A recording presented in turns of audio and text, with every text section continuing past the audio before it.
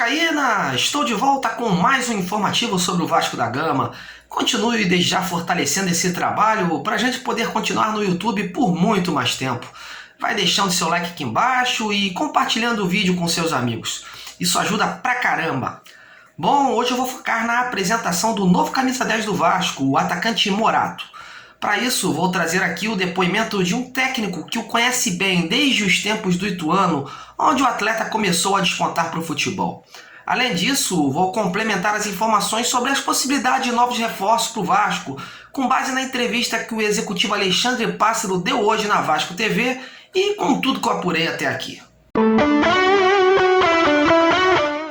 Bom, e o dia de hoje marcou a apresentação do novo atacante do Vasco, o Morato, aquele que ficou semanas e semanas por detalhes para ser anunciado. Ele recebeu das mãos do executivo Alexandre Pássaro a camisa de número 10 e se mostrou muito feliz com o convite cruzmaltino. Segundo ele, a história do Vasco falou mais alto que muitas outras propostas que recebeu nesse período.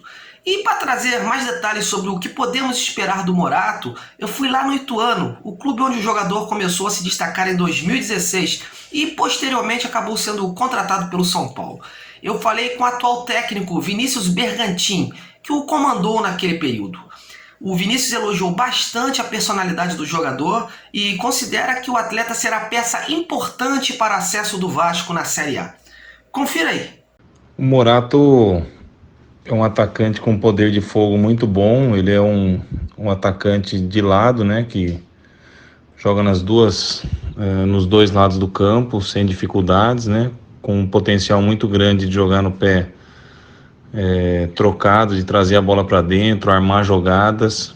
É um atacante de lado que não dá só trabalho para lateral, para zagueiro. Ele finaliza muito bem, ele dá muitas assistências.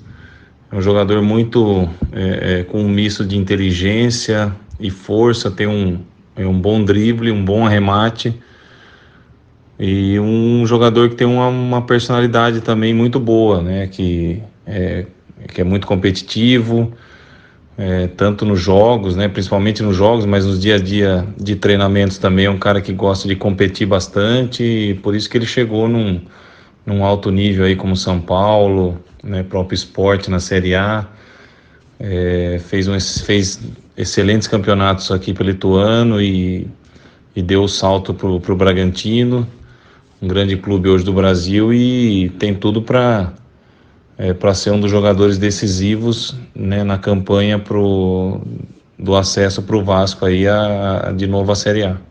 Além da apresentação do Morato, outra coisa que chamou a atenção foi a entrevista do executivo Alexandre Pássaro. Antes mesmo de qualquer especulação, ele esclareceu diversos pontos a respeito da busca por reforço. Eu vou trazer alguns trechos dessa entrevista e complementar com as informações que eu apurei até o momento. Bom, inicialmente o Pássaro destaca a confiança que tem no goleiro Lucão, cria da base vascaína, e deixa em aberto a possibilidade de contratar outro atleta para essa posição. Mas o que a gente entende é que se houver alguma possibilidade de um goleiro que traga a segurança, a certeza e até ser usado como ajuda para o Lucão nesse processo de amadurecimento, sim, nós vamos olhar com carinho. Tudo o que o mercado nos ofereceu até agora, tudo o que está disponível no mercado agora, não deixam de ser apostas um pouco mais velhas, apostas de outras nacionalidades, apostas num time grande como o Vasco da Gama, e para apostar, nós vamos apostar no Lucão. Em outras palavras, o Pássaro deixou claro que tem recebido sim muitos oferecimentos de goleiros, mas a maioria apostas, e que se for para trazer alguém para apostar, ele prefere seguir com o Lucão. A ideia da diretoria é trazer um jogador com um pouco mais de bagagem, a fim de contribuir também com o amadurecimento do Lucão. Muito se falou dias atrás do Vanderlei, mas tanto o Grêmio como o empresário do jogador continuam garantindo que não receberam nada do Vasco. Além do mais, o salário do Vanderlei hoje não se enquadra no atual cenário cruzmaltino.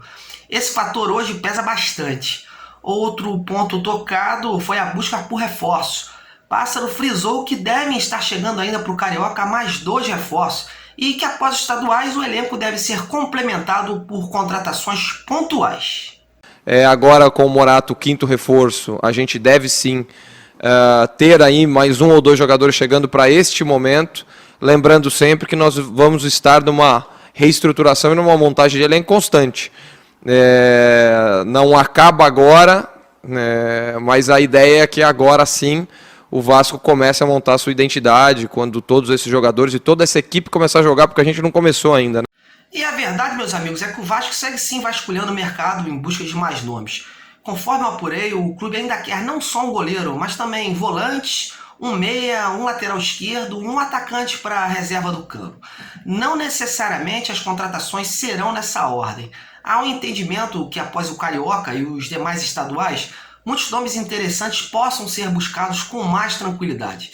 Seriam os tais reforços pontuais que o Pássaro destacou hoje na entrevista.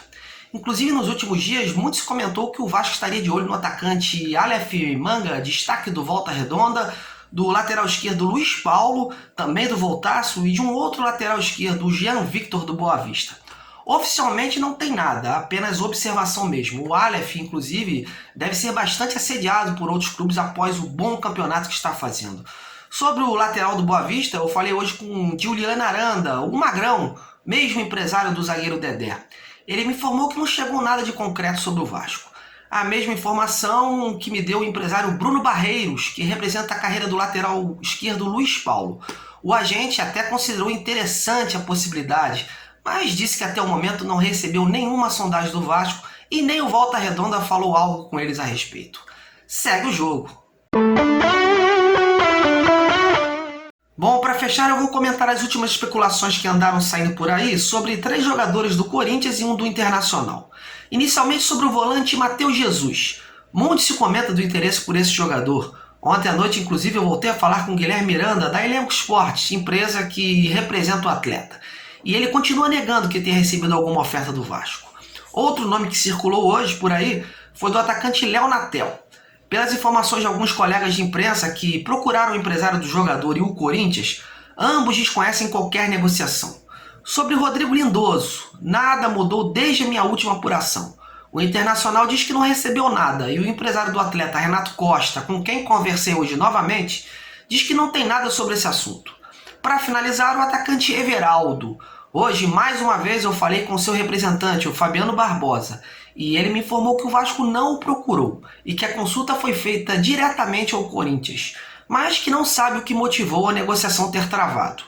Nos bastidores, comenta-se que o clube paulista não vem aceitando dividir salários com os clubes interessados pelos jogadores de lá, e isso pode ter contribuído para esse caso do Everaldo. Por motivos óbvios, meus amigos, as partes não comentam nada a respeito. Bom, galera, é isso que temos por hoje, mas eu sigo em busca de nomes e negociações concretas para poder informar com toda seriedade para você. Eu vou ficando por aqui, eu agradeço a sua companhia, continue se inscrevendo no canal e deixando seu like aqui embaixo do vídeo e comentando também. Eu terei o maior prazer em responder a todos. Grande abraço, fiquem com Deus e até a próxima!